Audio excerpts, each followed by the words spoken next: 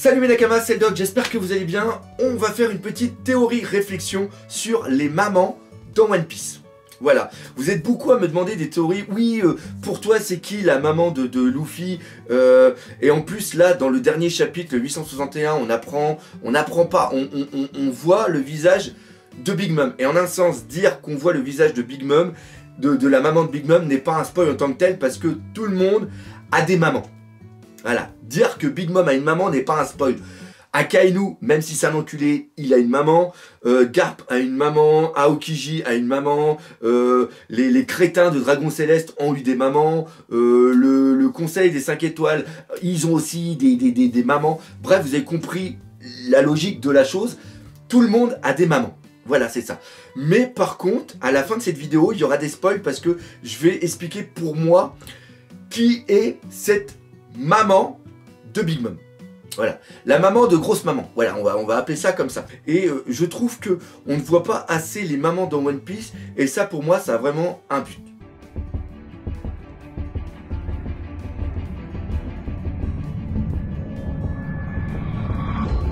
Alors, déjà, qui est la maman de Luffy? Personnellement, j'en sais rien. Et comment veux-tu que je sache quelque chose? Comment veux-tu que je fasse une théorie là-dessus? La seule théorie qu'on peut faire, c'est des extrapolations par rapport... Parce que on va reprendre la base. On va reprendre la base. En 856 chapitres, même 60, on a 61 chapitres, on n'a eu aucune bride d'informations sur la maman de Luffy. Et encore, il semblerait que dans un SBN, Ichiro Oda a dit... je vous ai déjà dessiné la maman de Luffy. Et encore, j'ai lu plusieurs fois les SBS, j'ai jamais trouvé l'information. Donc déjà, savoir si c'est pas un mythe. La maman de Luffy, obligatoirement, elle a été mariée avec Dragon et elle a fait l'amour avec Dragon. Je vous laisse imaginer la chose. Donc, les informations qu'on peut avoir, c'est par rapport à Dragon. Dragon est le mec le plus énigmatique de One Piece. Comment veux-tu que je te fasse une théorie d'une personne qu'on n'a jamais entendu parler en me basant sur des éléments d'un mec qui est hyper énigmatique? Tout ce qu'on sait, c'est qu'à un moment, il n'avait pas son tatouage et qu'après, il a un tatouage. Et il y en a certains qui disent, et moi j'ai pensé aussi, par rapport à la symbolique du tatouage, c'est-à-dire qu'il y a un truc et un truc à côté. C'est-à-dire que le père, la mère, le fils à côté, la mère qui est à côté, peut-être qu'elle est morte ou quoi que ce soit. C'est pour ça qu'il a fait un tatouage sur le côté. Mais putain, qu'est-ce que tu peux faire concrètement? Posez-moi la question. Posez-moi la question. Donc non, concrètement, la mère de Luffy, je peux rien vous dire dessus. À part que j'espère qu'on aura une fois une information. Mais je peux rien vous dire d'autre.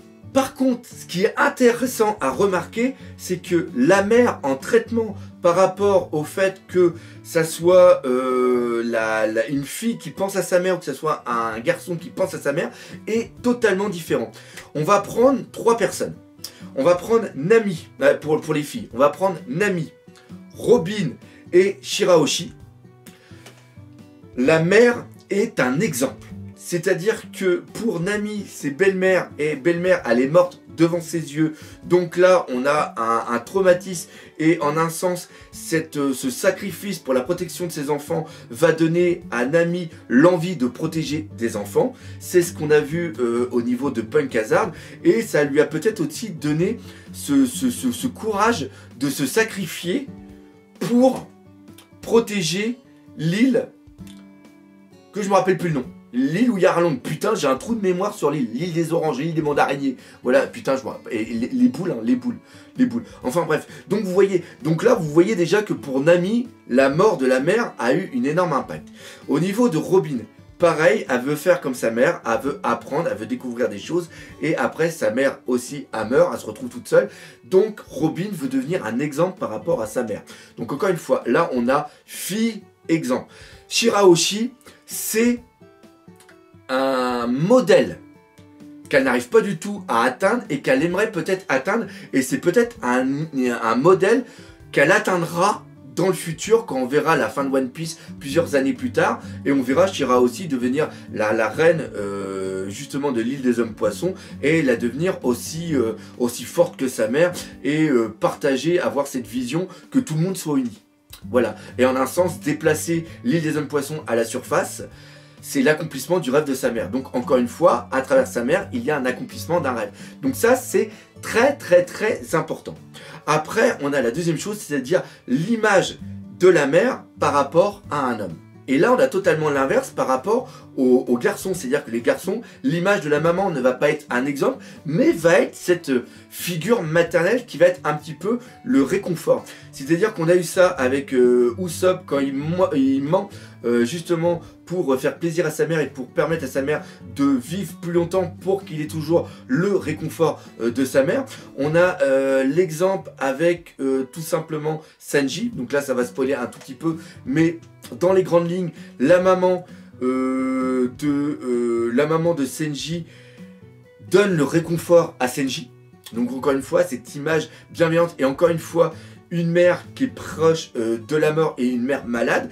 Et le troisième exemple qui est Doflamingo, la maman qui est toujours gentille, toujours là avec son père, qui va apporter de l'amour à ses enfants et qui elle aussi est malade et va bientôt crever. Donc voilà, donc là on a toujours l'image maternelle qui va crever, mais qui malgré son désespoir pense à ses enfants. Voilà, donc c'est ça. Mais à part ça, il n'y a pas beaucoup de mamans. Le but de la maman et l'image maternelle au niveau de One Piece est vraiment sous-exploitée à mon niveau. Le fait que Big Mom soit une femme, et oui, Big Mom c'est une femme, pour ceux qui ne l'auraient pas remarqué, non, ce n'est pas un personnage qui aime se travestir, qui a un travelot et qui a des gros pectoraux. Hein. Donc Big Mom est une femme, et maintenant le tout est de savoir quelle va être l'utilisation que Ichiro Oda va faire à travers de sa maman. Alors, attention, c'est à partir de maintenant qu'on va spoiler. 1, 2, 3, bande au spoil.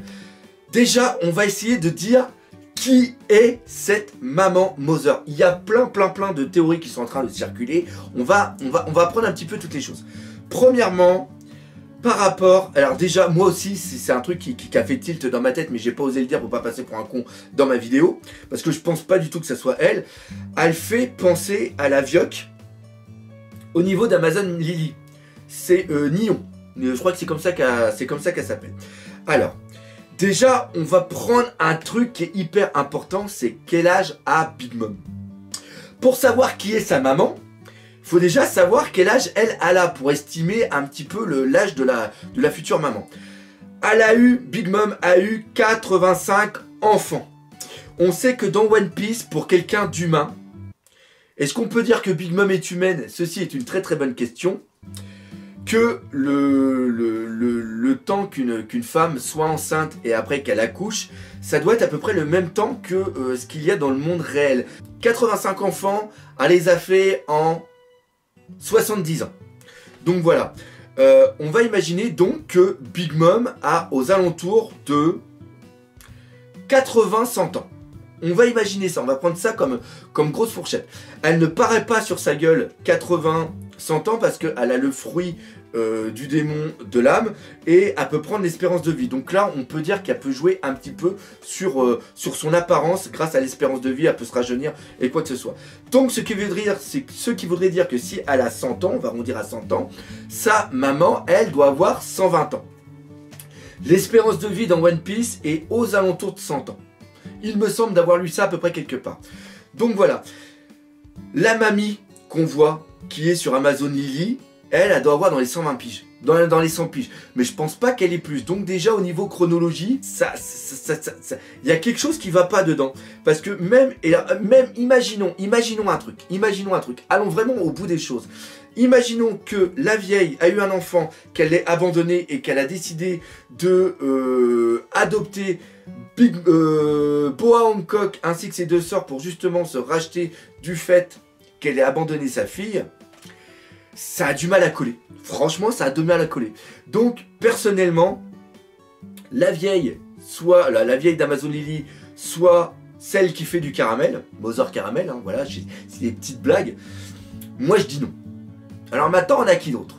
Après, on a Backing qui est une vieille, elle est vraiment vieille, elle doit dépasser les 100 ans. On voit qu'elle a un petit peu le faciès qui ressemble un tout petit peu à Big Mom.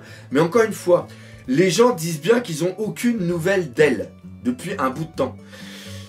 Si ils avaient su, et même si elle, Big Mom, vu comment elle aime Mother Caramel, et vu comment Webble est en train de faire le con depuis 2 ans, ou au moins depuis 1 an, je pense que d'après le réseau d'information, et comme Morgan est en relation avec Big Mom, ils auraient eu l'information que Mother Caramel était Backing. Donc là, encore une fois, ça colle pas. En 3, on a Bonnet. Bonnet, ça pourrait peut-être coller. Pourquoi? Parce qu'elle a le fruit du démon pour pouvoir changer sa vie. Donc, elle aurait pu avoir un enfant. Maintenant, pourquoi elle aurait abandonné son enfant? Je ne sais pas. Parce qu'il faut bien penser ça.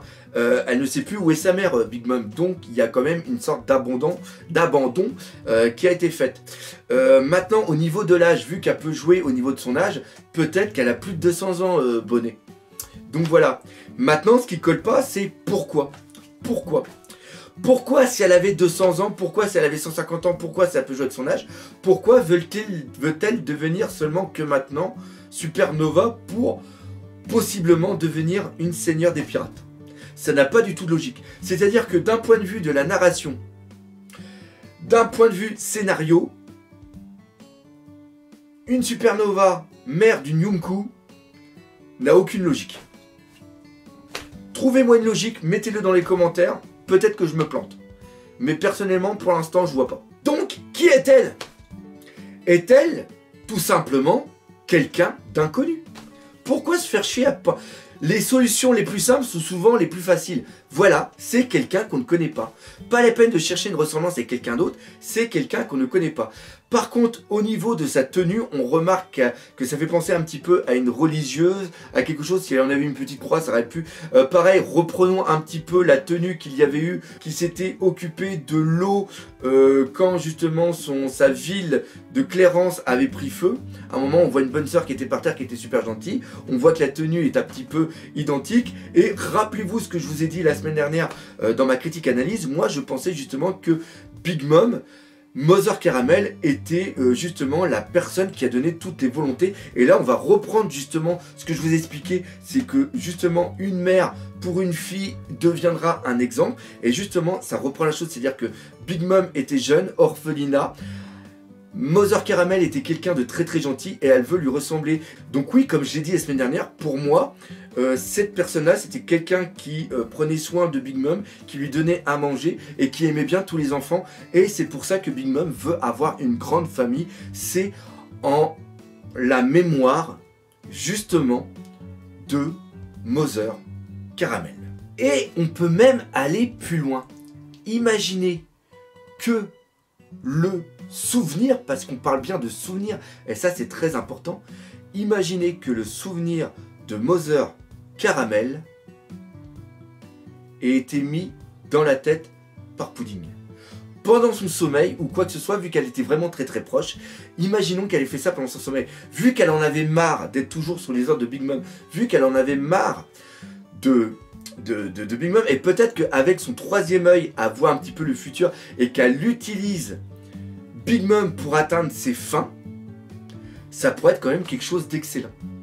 Voilà, c'est-à-dire que Big Mom crée sa flotte, sa famille, et c'est Pudding qui va l'utiliser plus tard, et justement, on peut peut-être voir justement dans la fin de cet arc, que le gros méchant n'était pas Big Mom, mais Pudding. Et ça, franchement, ne me dites pas que ça serait pas excellent. Moi, j'aime bien comme idée. Moi, j'aime bien. Donc voilà, c'est là-dessus que se termine cette vidéo. J'espère que vous appréciez ce nouveau format théorie-réflexion. Quand j'ai fait la réaction live, je ne savais pas de quoi j'allais parler au niveau de cette deuxième vidéo. Donc j'étais sur Twitter aussi, sur Facebook. Je vous ai laissé un petit message et vous avez été super nombreux à me dire « Fais une petite vidéo sur Mother Caramel, dis-nous ce que tu en penses. » Et je me suis dit « Bah tiens, je vais en même temps, je vais parler un petit peu de la relation de la maman dans One Piece. » J'ai dire dans la mère, mais la mère, encore une fois, c'est la blague, pas la mère. Ouais, elle est vague. Enfin bref, j'espère que vous aimez bien. En un sens, si vous aimez bien, on va garder ce format, c'est-à-dire qu'une fois que je vais finir la réaction live, je vais faire un petit tweet et un petit message sur Facebook en vous demandant de quoi vous voulez que je parle dans la petite théorie, réflexion au niveau de cette vidéo. Comme d'habitude, j'espère que vous aurez apprécié ce nouveau format. Si c'est le cas, n'hésitez pas à partager par exemple entre vous, laisser des commentaires et défoncer la gueule de ce putain de pouce bleu. Et nous, comme d'habitude, on se dit à bientôt pour de nouvelles aventures One Piece. Et n'oubliez pas le principal, One Piece, c'est la vie.